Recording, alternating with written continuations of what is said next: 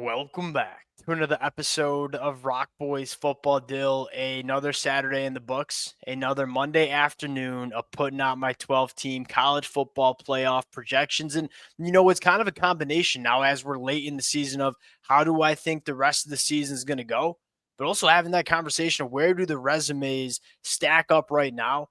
I know you certainly have some problems with these projections. I know plenty of people in the comment section will as well. That at least in my opinion, is the beauty of having the 12-team college football playoff. There's going to be a lot of conversation over the next couple of weeks. Appreciate you guys rocking with it. If y'all do enjoy the content, consider subscribing to the channel. Let me have it in the comment section. That's the beauty of doing this Monday afternoon. We go to war in the comment section. That's the best part about college football. Appreciate you guys rocking with it. Dill, without further ado, I think I know where you want to start. Tennessee loss against Georgia, outside of my 12-team college football playoff projection. I'll defend myself first, and then I'll give you the floor here. We've seen the college football playoff committee use that kind of eyeball test, and more importantly, what have you done for me lately? When you take a look at a team like Tennessee and Ole Miss, probably both going to have 2 losses on the year. Yeah, Ole Miss has the worst losses. That is certainly correct, right? At home against Kentucky, and then a loss against LSU that's now outside of the top 25, but they've looked apart during the month of November, and they have the most impressive win, beating Georgia badly. And you look at what Ole Miss has done the last couple of weeks versus a Tennessee team that and the Tennessee Vol fans who've been rocking with the fellas going back to September, there was a point in the season where I had Tennessee as the number 1 team in the country. I was a full believer in the Vols, and I kind of just had this blind optimism that the passing attack for Tennessee would kind of figure itself out. Still, every single week that goes on, and you saw a little bit of glimpse of hope, and then it kind of went back to just not looking good, really, really choppy, just not a Tennessee offense that we're used to seeing. I think we're a little late in the season for kind of hoping that it's going to click. And with this Tennessee offense looking the way it does, specifically throwing the football, I have them outside of my top 12. Yeah, I don't know, you went to Ole Miss as the team. That's not the team I would argue against. It certainly comes down to that Alabama game because at the end of the day, if you're 2 lost teams, both of them in the same conference, and you have the head-to-head win, I don't see how you could really make a good argument, frankly, for Alabama in that situation. Again, Tennessee, if they lose to Vanderbilt, obviously they're done. I don't really see a world where that happens, to be quite frank. I also don't totally agree that Tennessee's offense is like so deficient. I mean, we talk about deficient offenses. There's certainly some that I'm looking at, like Penn State. Again, they kind of have that similar issue where they're not particularly explosive. They can run the ball a little bit at times, maybe not the best against the best teams. I look at Tennessee. There's not a team that they've played where they haven't been able to run the ball. Again, their lack of downfield explosion is a bit of an issue. But if they win out, I don't see a world that they don't get in because, frankly, I think they have a really good argument against an Alabama team But if they beat that situation. And they probably have a good argument, to be very frank, against a team like Indiana, who won't have a single decent win on their schedule. So the Bama example right now, I just went when you start stacking wins and you start stacking impressive wins. Yeah, Tennessee's most impressive win is against Bama at home there, and I get the head-to-head argument. But when you have a 12-game sample size and potentially more if some of these teams make conference championships, I don't think you can just use the head-to-head because then you look at Tennessee getting beat up really bad by Georgia in the second half, and then Alabama beating that same Georgia team.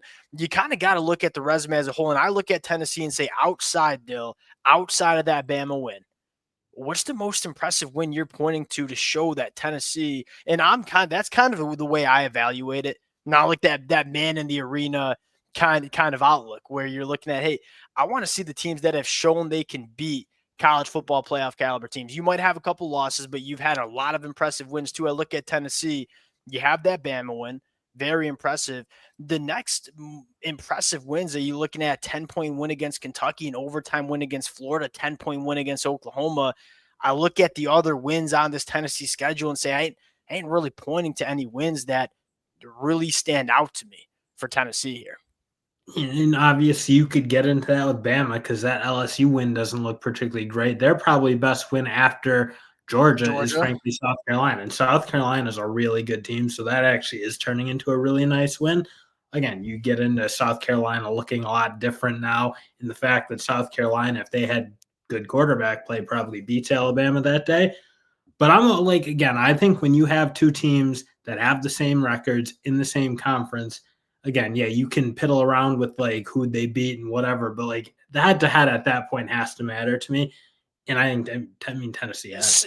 Yeah, so me and you probably I differ also on like don't agree with the Georgia, like that game against Georgia. I don't think is as big of an indictment. I feel like as some people are making it to be, because really for the first half, Tennessee looked like first quarter. No, right. first quarter of that game. First quarter of that game, they went up 10-0, and it was really all George and Dill. The frustrating part for me about Tennessee is like some of the reasons I believed in this team, right? That Nico would figure it out with the passing attack. Dill, it's either Nico missing throws or these wide receivers just not making plays in the passing attack. Like it's either one or the other, but they can't get it right.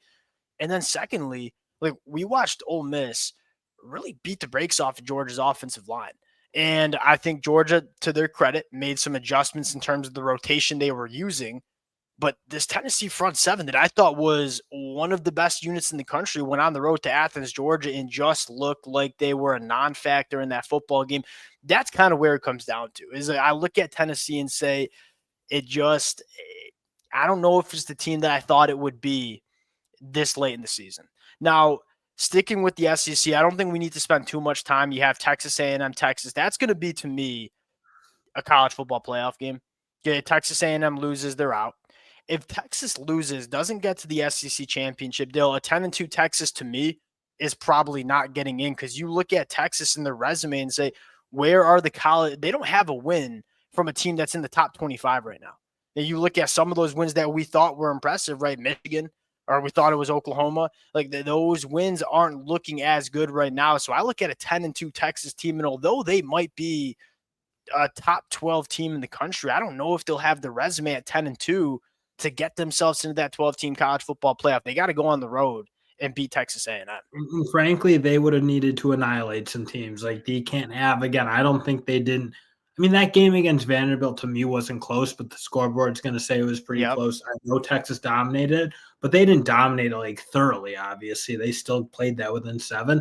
And then Arkansas gave them all they could handle. So I think with the way Texas' schedule set up, they probably would have need to pulverize some teams down the stretch, and they just didn't get that done. So I actually do agree with you. That's pretty much playing game for both. I don't think a 3-loss Texas A&M team gets in, and I don't think a 2-loss Texas team gets in. And Because again, you see some teams sitting outside like Tennessee, even a South Carolina. Like we're going you to talk about stack that. those two together, like a 2-loss Texas versus a 3-loss South Carolina, that gets really kind of The reason I have Texas still with that number 2 seed winning and coming out of the SEC championship is I look at that Texas A&M game. And I don't know if that's going to be my official prediction right now, but I look at it right now and say, I do think it's a pretty solid matchup for Texas, right? You look at, I think Texas has one of the rare offensive lines that can handle the firepower that Texas A&M has up front. And then you look at the Texas A&M offense and say they want to run the football and they want to get Marcel Reed involved with his legs. This Texas rush defense, this Texas defense is legit. Like the reason I'm kind of questioning Texas right now has nothing to do with what they're doing on the defensive side of the football, and it has everything to do with that offense just kind of continuing to look a little choppy. But I do think that's a relatively decent matchup for Texas Week 12. Again, we'll see how that plays out in College Station. The last team in the SEC we just got to mention here, South Carolina. Hey, the committee told us, and Missouri was not a top 25 team for me coming into this weekend, but the College Football Playoff Committee told us they were. South Carolina gets it done. They have an opportunity to get into the conversation. Now, I don't think they control their own destiny. I think they need some chips to fall the right way. But again, going back to how the committee evaluates and makes decisions, like what have you done for me lately? You take a look at South Carolina and say, beat OU really bad. You beat Texas A&M at home really bad. You take care of take care of business against Vanderbilt, and then you're going to have the opportunity now to go on the road and play what I think will be a top 20 Clemson team to end the year.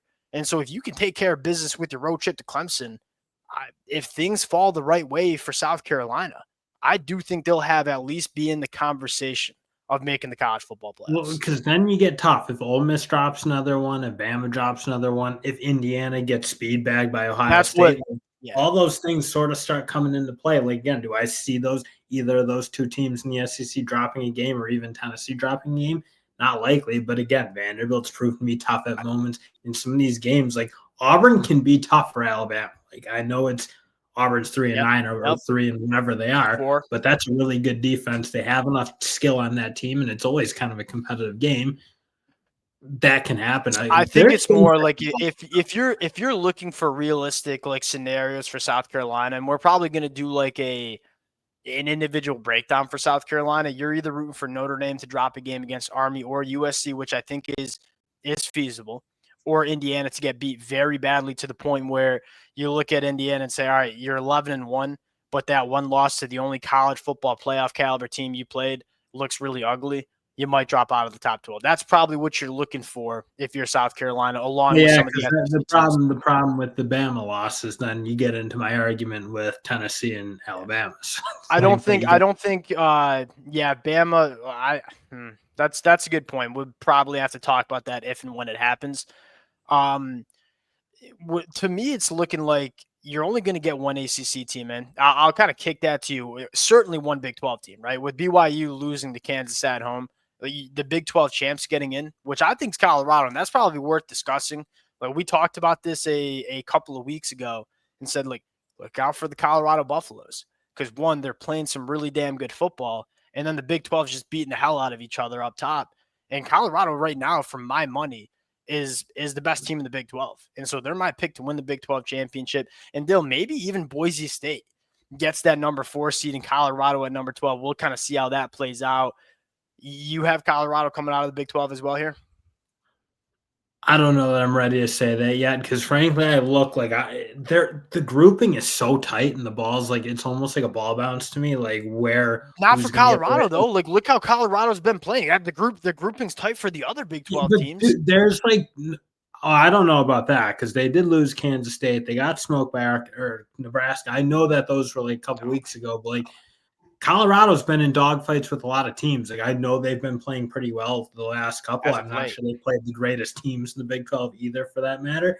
But I look like when they go see a BYU or these top teams, like they're not. I don't think they're head and shoulders better than those other teams in the Big 12. That's kind of where I'll leave it. Like I'm not Okay, then totally I'll ask you a comfortable. question right now. Are they playing the best football in the Big 12? Yeah, probably.